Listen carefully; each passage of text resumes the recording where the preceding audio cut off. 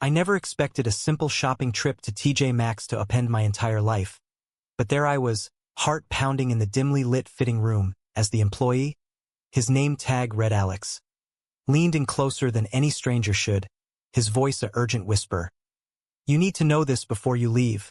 In that moment, with mirrors reflecting our tense faces from every angle, I froze, unsure if I was about to hear a confession or a threat. What unfolded next wasn't just about clothes or customer service. It was the spark that ignited a firestorm of secrets, societal judgments, and impossible choices that would test everything I believed about love and loyalty. My name is Jordan Hayes, a 28-year-old graphic designer living in the heart of Chicago. I'd grown up in a conservative suburb of Illinois, where being gay wasn't something you shouted from the rooftops, or even whispered in church basements. My parents, devout Midwestern folks, had always emphasized traditional values, which translated to me hiding my sexuality like a bad habit.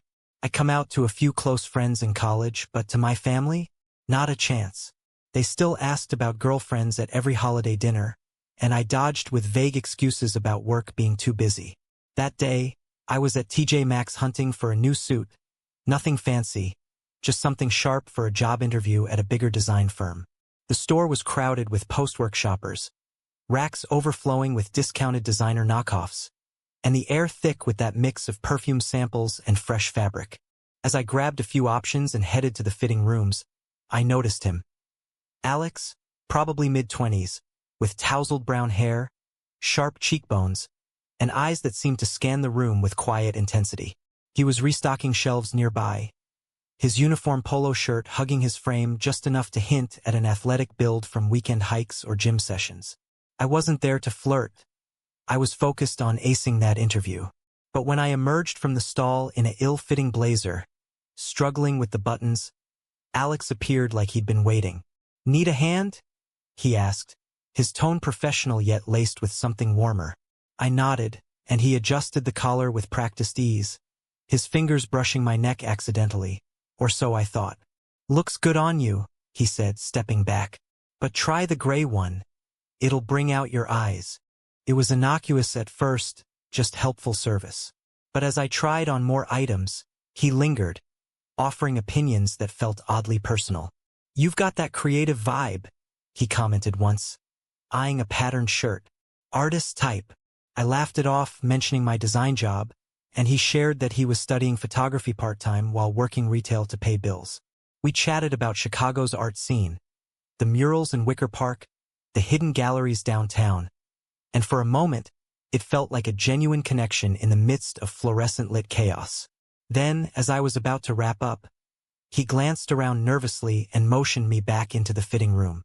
"Hey Jordan, wait. I saw your ID when you paid earlier. There's something I have to tell you." My pulse quickened. How did he know my name? I'd used cash, no card. But there he was, closing the curtain behind us, his expression shifting from friendly to grave. "I recognize you," he whispered. "From the news last week. That protest downtown, the one for LGBTQ rights. You were in the crowd, holding a sign." I felt the blood drain from my face. I'd attended that rally anonymously, careful not to get photographed, but apparently, a local station had captured footage. My family watched that channel religiously. If they saw me, "Why are you telling me this?" I demanded, voice low. Alex hesitated, then pulled out his phone, showing a screenshot from the broadcast. There I was, clear as day. "Because I was there too," he admitted. "And I know what it's like to hide. But if this gets out, it could ruin things for you, like it did for me." His story spilled out in hushed tones. Alex had been outed 2 years ago by a vindictive ex, leading to his conservative family disowning him. He'd moved to Chicago for a fresh start, but the scars remained. Lost friends, job rejections laced with subtle discrimination.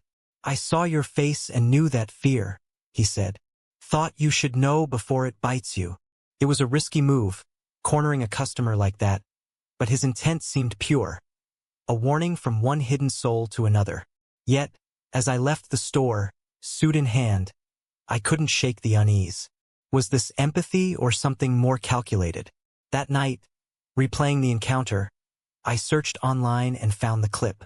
Sure enough, my image was viral in local forums, with comments ranging from supportive to viciously homophobic. Panic set in. What if my parents saw it? Or my boss, who once joked about those parades? The next day, I returned to TJ Maxx not for shopping but answers. Alex was there, looking surprised but relieved.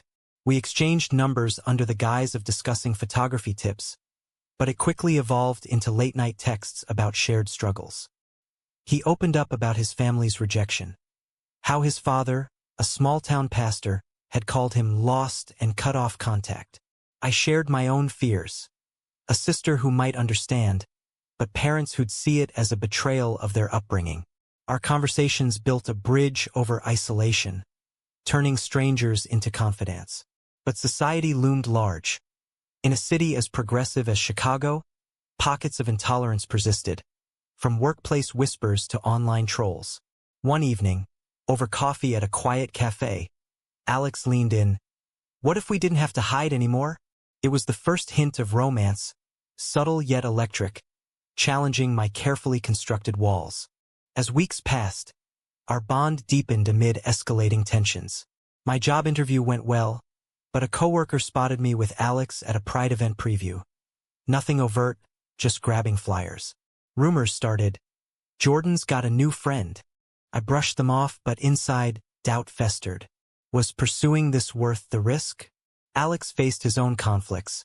His manager at TJ Maxx, a no-nonsense type, enforced a strict, no fraternizing with customers policy, and whispers about his sexuality had already cost him a promotion.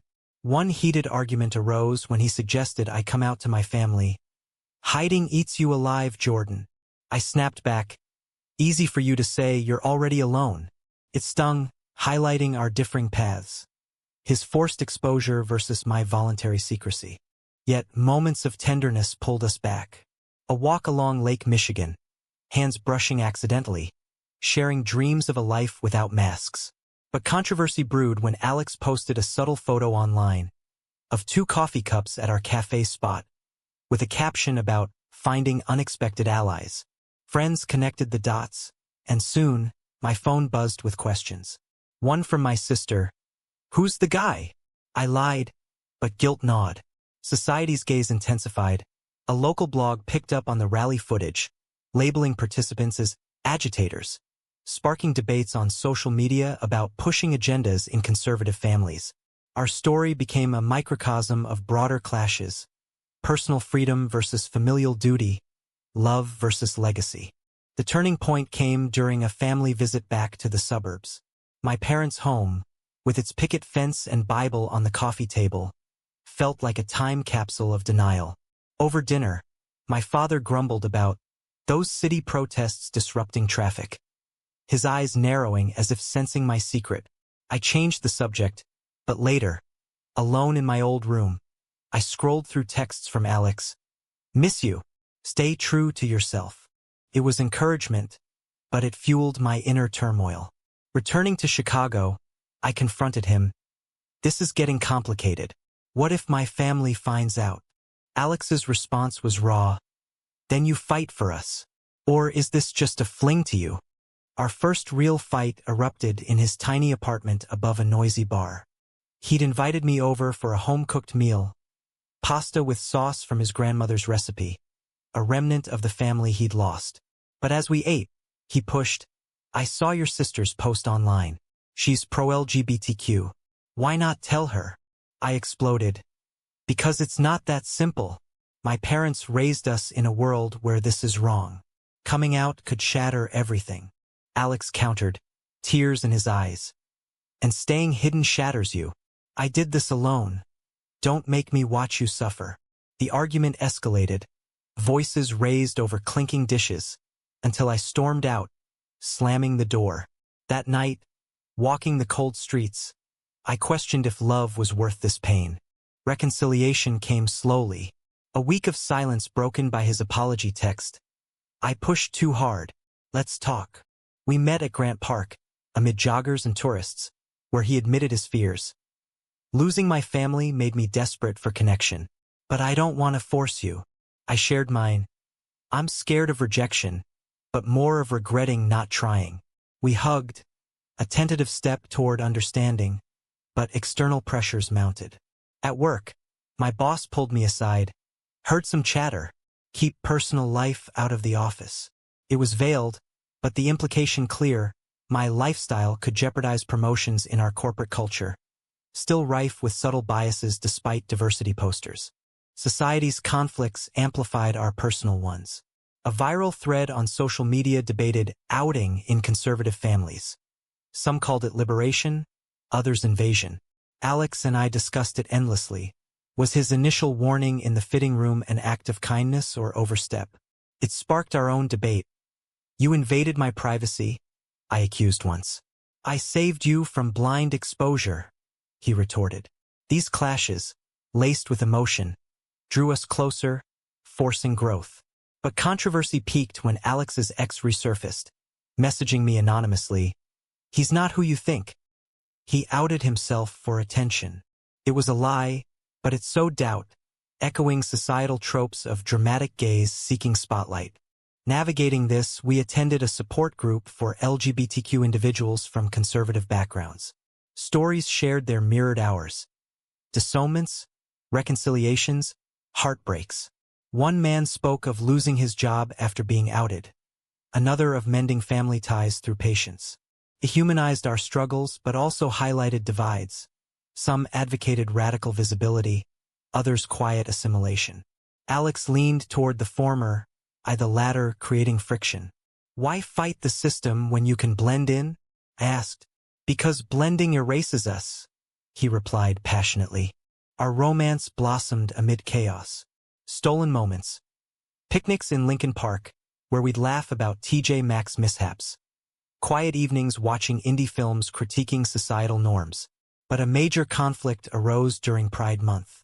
Alex wanted to march together. I hesitated, fearing photos. This is who we are, he urged. I relented partially, joining from the sidelines, but a friend snapped a pic and tagged me. Panic ensued. My phone lit up with family calls. My sister. Is this what I think? I came clean to her first, tears flowing as she responded with love.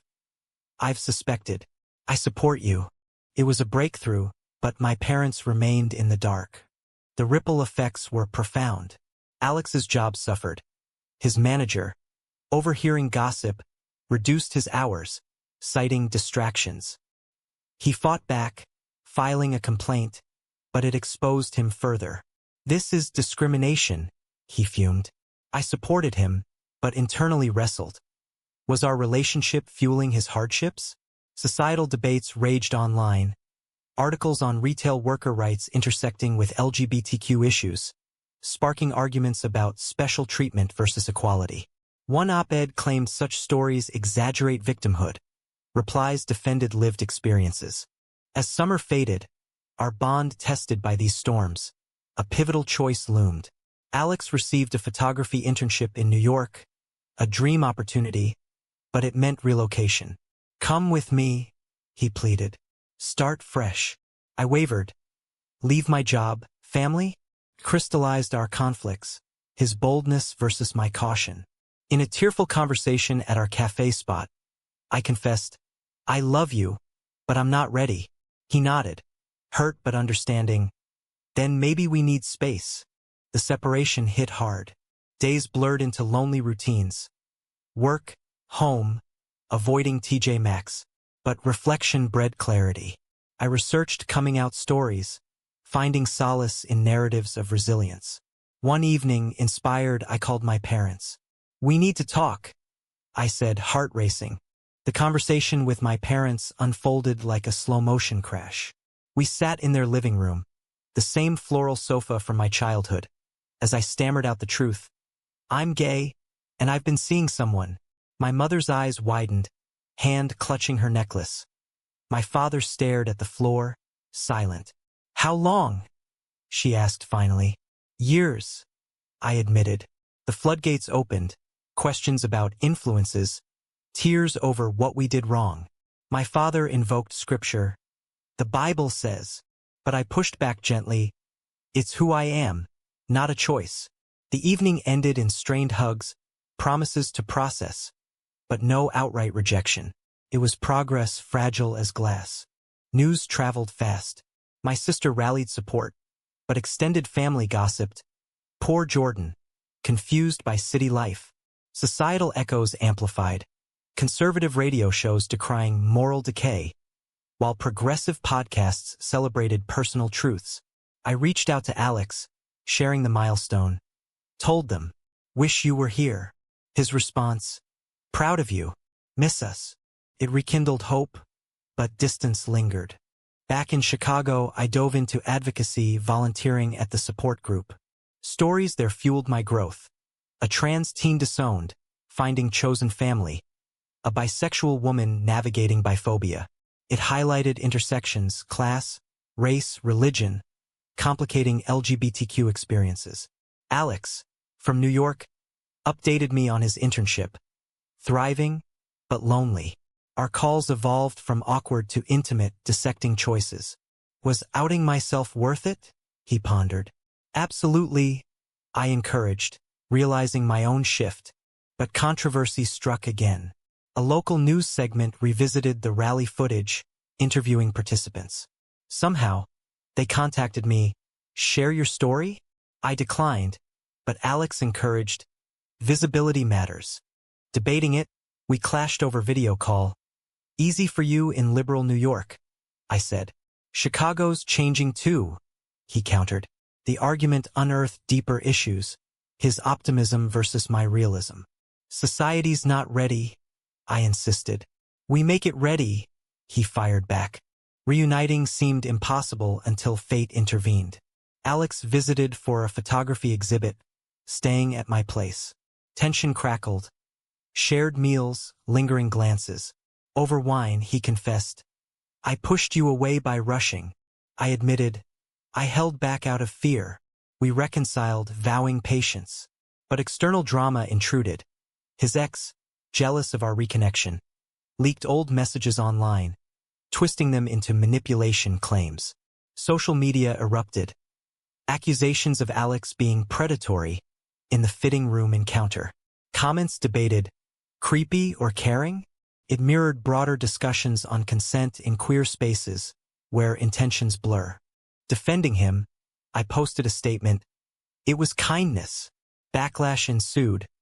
Trolls labeling us attention seekers. My family weighed in. My mother, warming slightly, advised caution. Father remained distant. Work tensions rose. A client, conservative, hinted at discomfort. Keep it professional, my boss warned again. It forced a choice.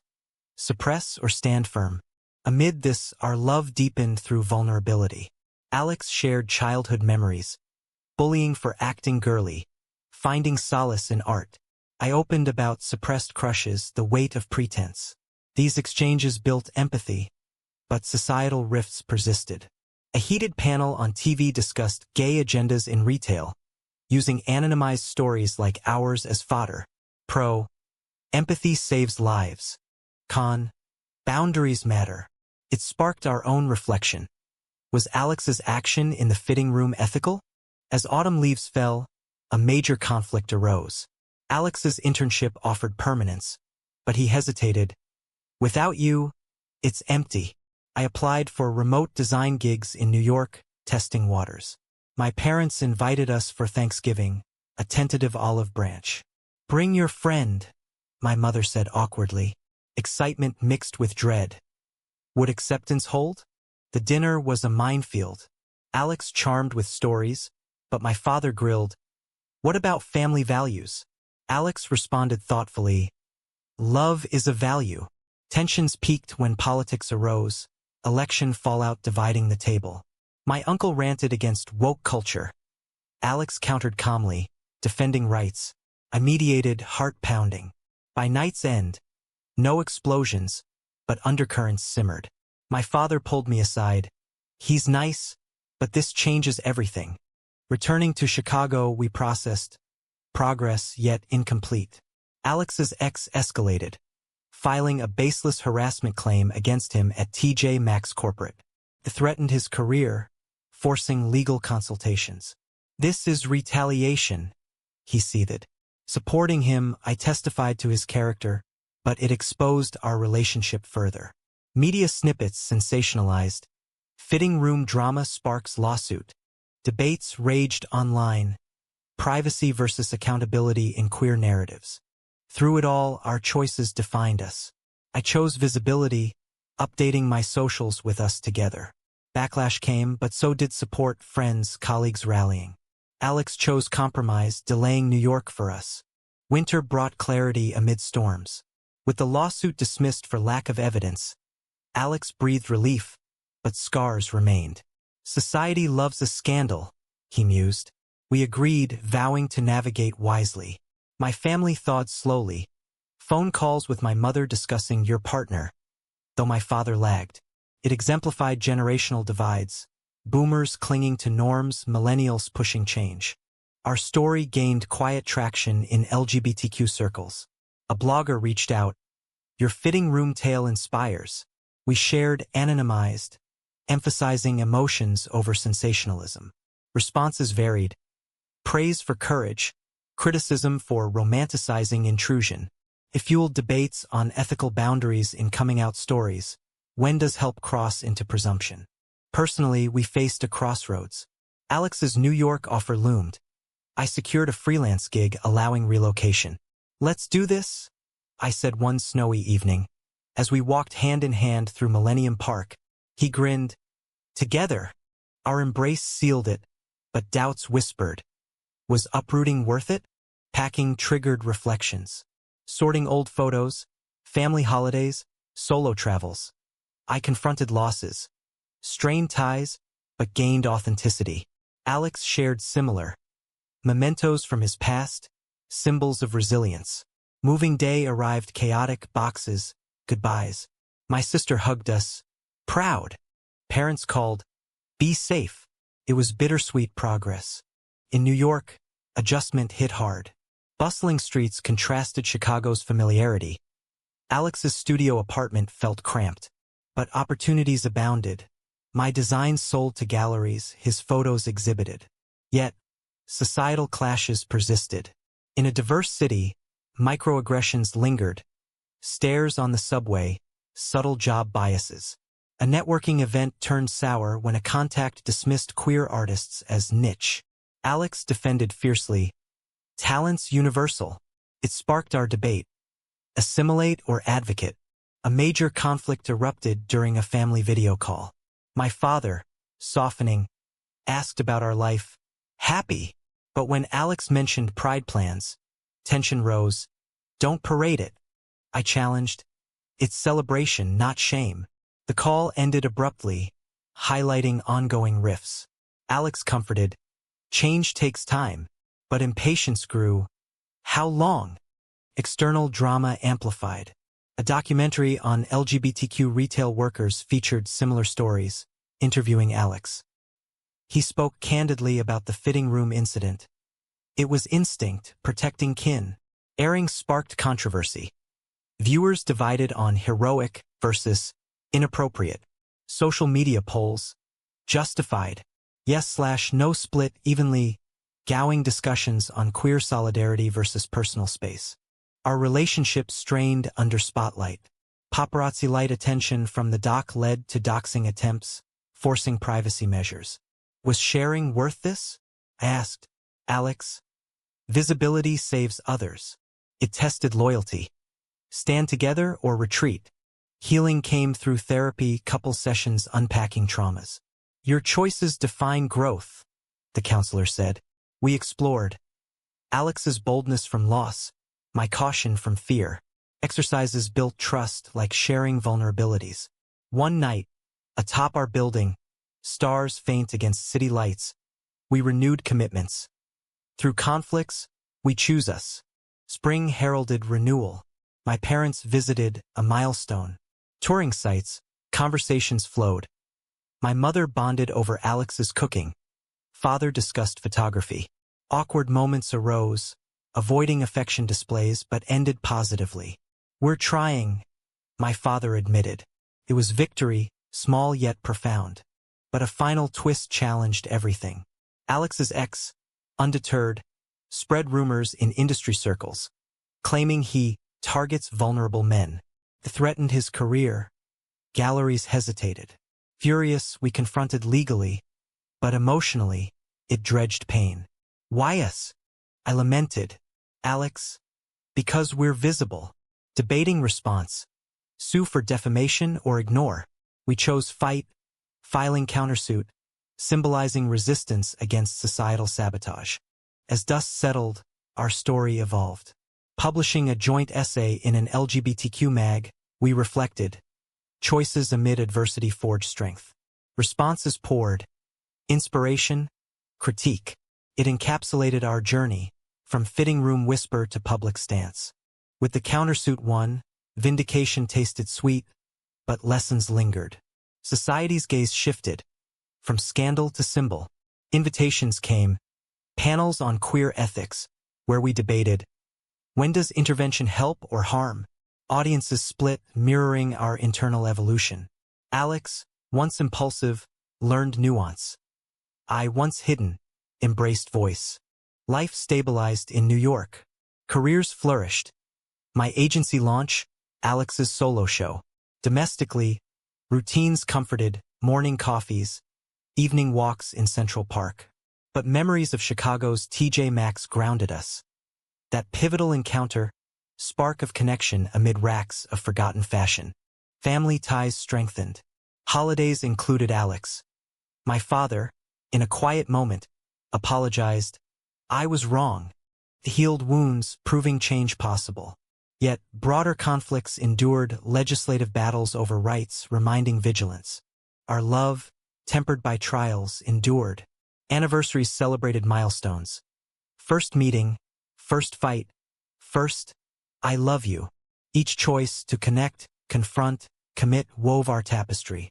Reflecting, the fitting room incident loomed large. A microcosm of queer life's complexities. Was Alex's bold whisper a breach or blessing? It ignited debate, as intended. In the end, our story asks, was the employee's action in warning me justified, true or false?